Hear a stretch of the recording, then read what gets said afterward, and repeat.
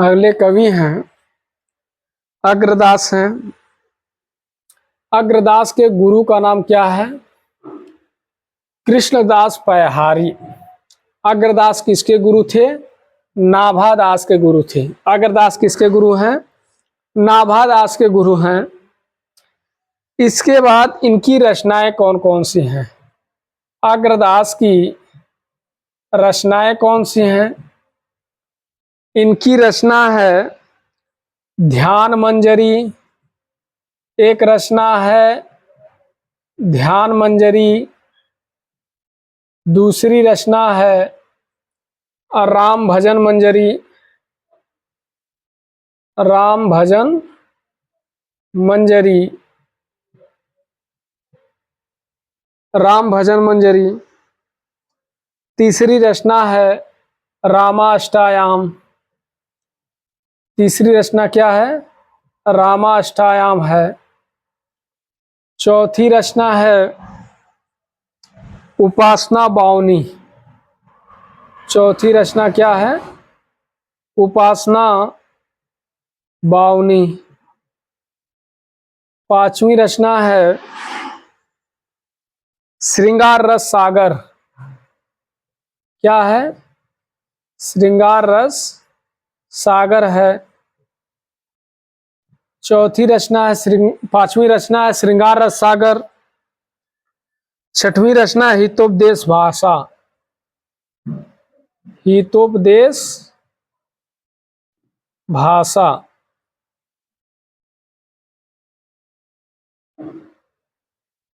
तो अग्रदास की रचनाएं कौन कौन सी है? ध्यान मंजरी है, राम भजन मंजरी है, रामाष्टायाम है, उपासना बावनी, श्रृंगार रस सागर, हितोपदेश भाषा।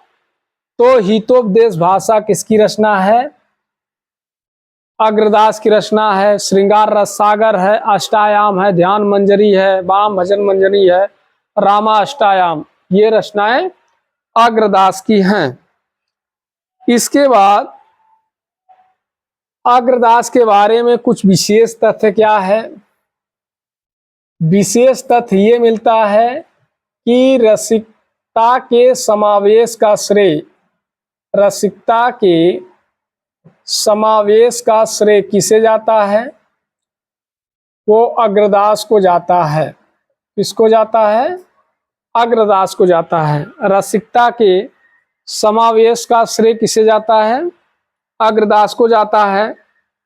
कि राम भक्ति काव्य धारा में रसिकता का समावेश किसने किया? तो राम भक्ति काव्य धारा में रसिकता के समावेश का श्रेय अग्रदास को जाता है। अग्रदास ने रेवासा में सीता जी का मंदिर बनवाया। तो रेवासा में कहाँ? रेवासा, रेवासा कहाँ पड़ता है? सीकर यानी राजस्थान में। रेवासा में सीता जी का मंदिर इन्होंने बनवाया। इसका सीता जी का मंदिर बनवाया। ललीलाल के नाम से जाना गया। रेवासा में इन्होंने सीता जी का मंदिर बनवाया। किसने? अग्रदास ने। और यह किस नाम से जाना गया? यह जो है ललीलाल के नाम से जाना गया। ललीलाल। तो जो मंदिर इन्होंने रेवासा में बनवाया सीता जी का, वो मंदिर किस नाम से जाना गया? ललीलाल के नाम से जाना गया। अग्रदास के शिष्य कौन कौन से हैं? अग्रदास के शिष्य की बात करें तो हैं पहले नाभादास। कौन से शिष्य हैं? नाभादास हैं। दूसरे शिष्य हैं जंगी। तीसरे शिष्य हैं प्रयागदास। कौन से हैं? प्रयागदास हैं। चौथे शिष्य हैं पूरनदास। कौन से हैं? पूरनदास हैं। पांचवें शिष्य हैं बनवारी दास। बनवारी दास। इसके बाद छठवें शिष्य हैं, कौन है? नरहरि दास। तो नरहरि दास हैं। सातवें रचना है भगवान दास। भगवान दास हैं। फिर आठवें हैं जगन्नाथ दास। जगन्नाथ दास हैं। नौवें रचनाकार हैं धर्मदास।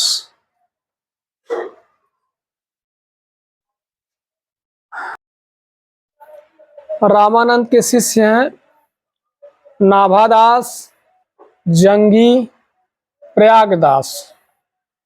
पूरनदास, बनवारी दास, नरहरि दास, भगवान दास, जगन्नाथ दास, धर्मदास। तो जगन्नाथ दास, धर्मदास, भगवान दास, नरहरि दास और बनवारी दास, पूरनदास, प्रयागदास, जंगी, नाभादास, ये किसके शिष्य माने जाते हैं? नाभादास के शिष्य माने जाते हैं। नाभादास के बारे में हजारी प्रसाद द्विवेदी जी एक मत देते हैं। किसने दिया है?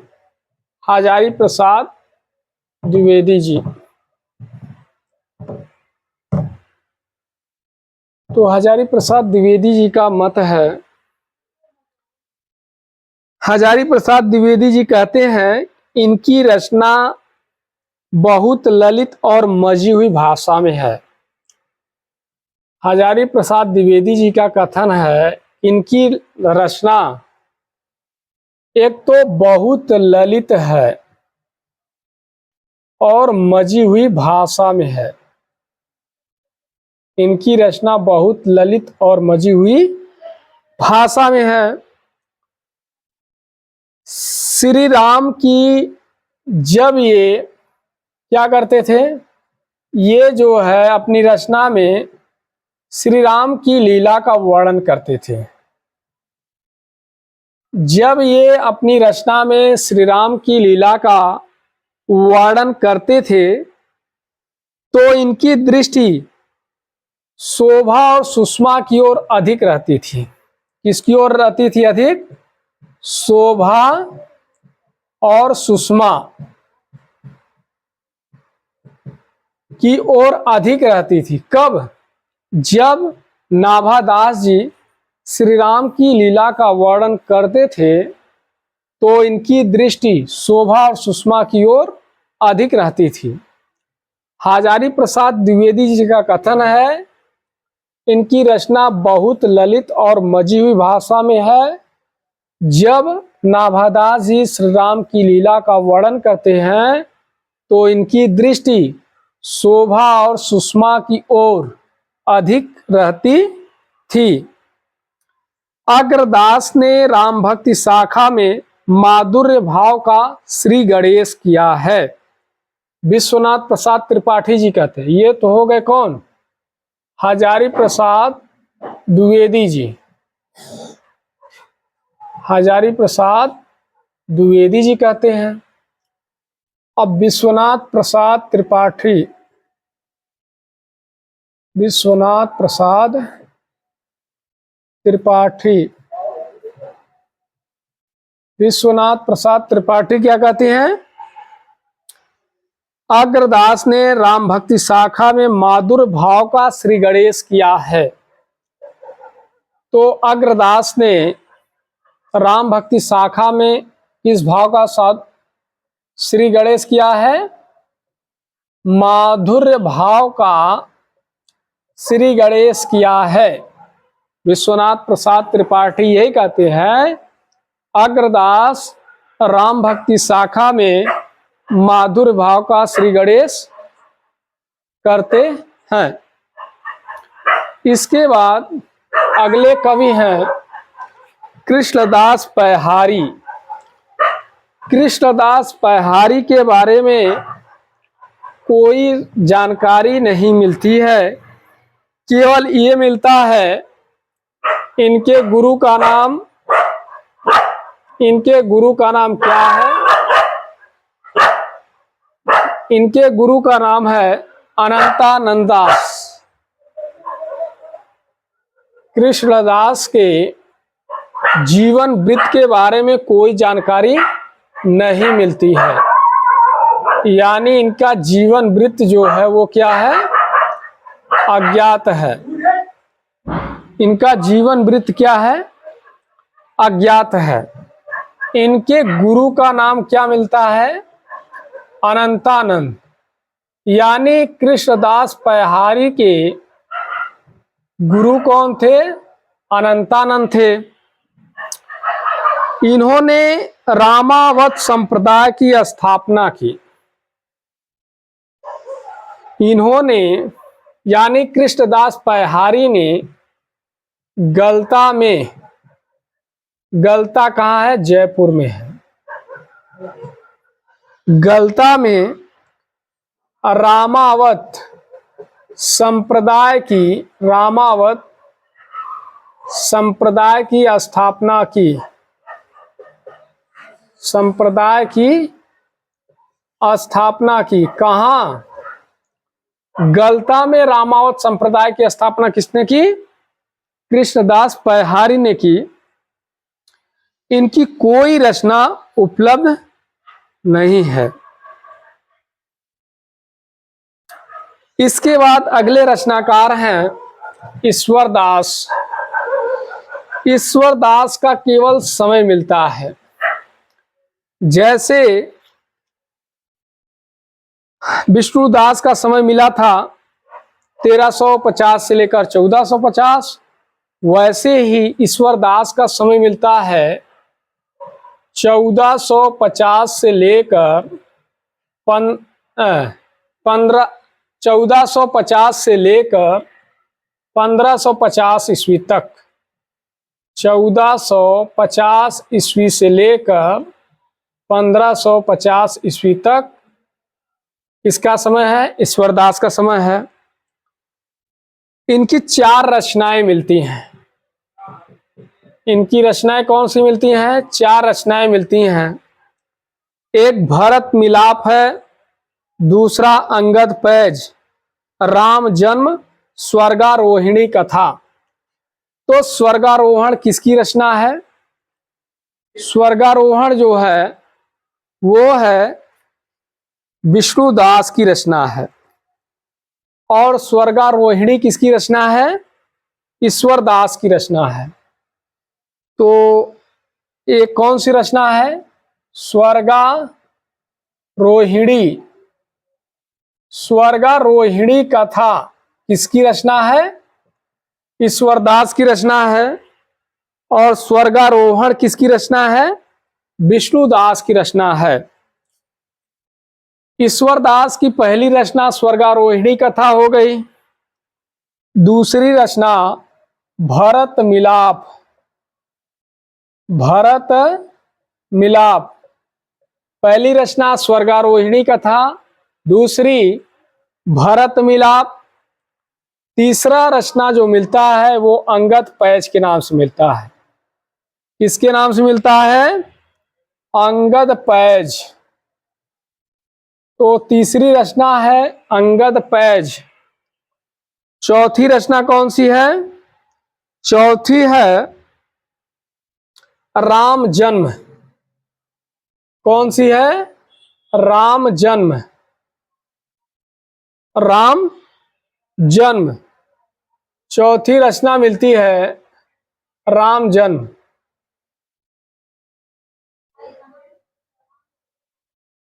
तो इनकी चौथी रचना मिलती है राम जन्म।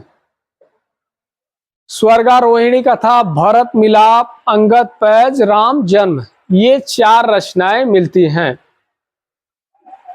इसके बाद एक और रचना मिलती है एकादशी कथा, सत्यवती कथा। 5वीं रचना कौन सी है?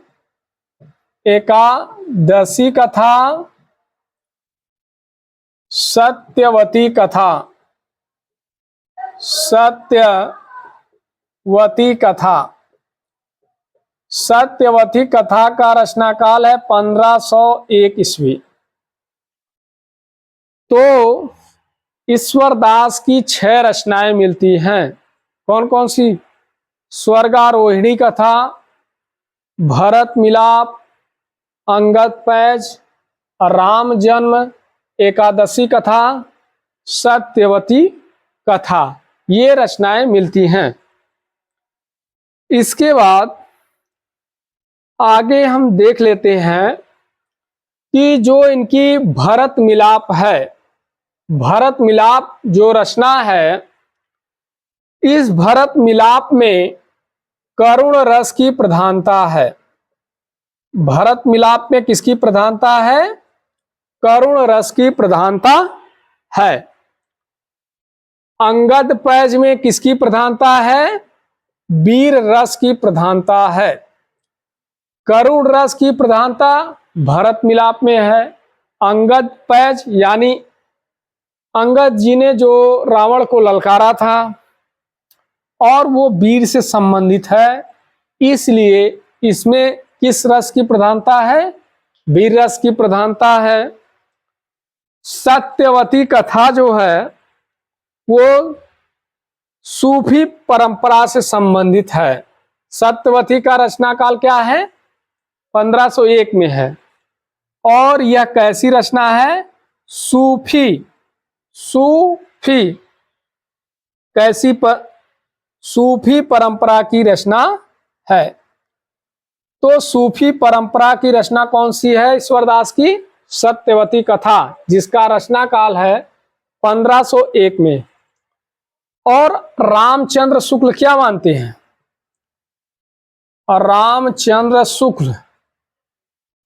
रामचंद्र शुक्ल सत्यवती को कहते हैं कि ये अवधि की प्रथम रचना है। क्या है?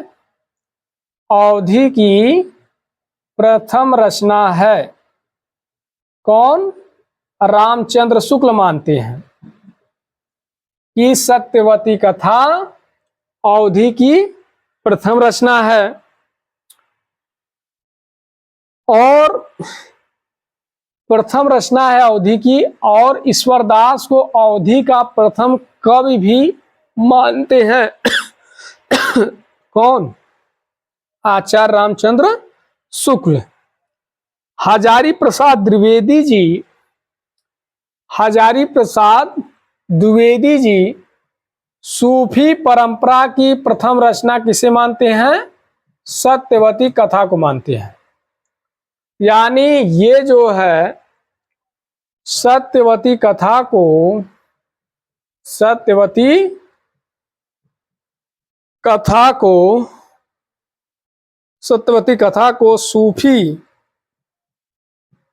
परंपरा की प्रथम रचना मानते हैं। तो सूफी परंपरा की प्रथम रचना मानते हैं कौन?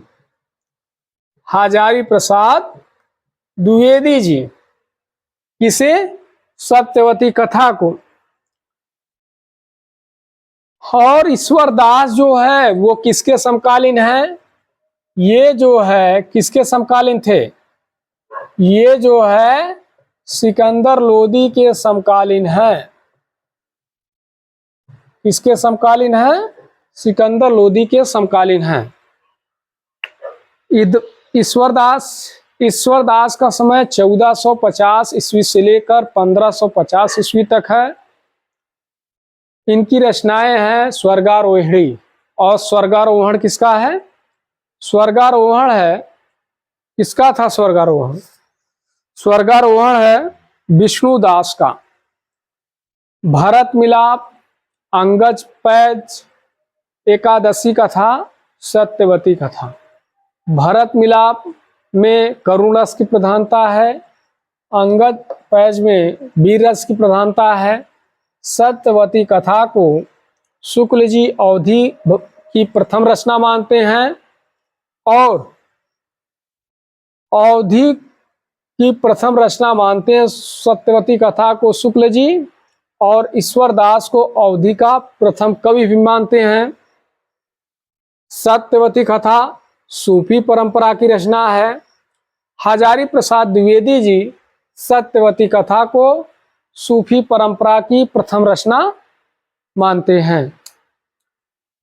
इसके बाद आगे आता है कौन सा, आगे आते हैं वो है नाभादास जी। कौन से हैं? नाभादास जी हैं।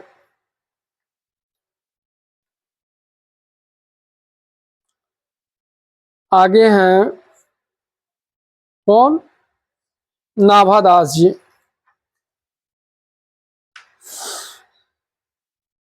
नाभादास जी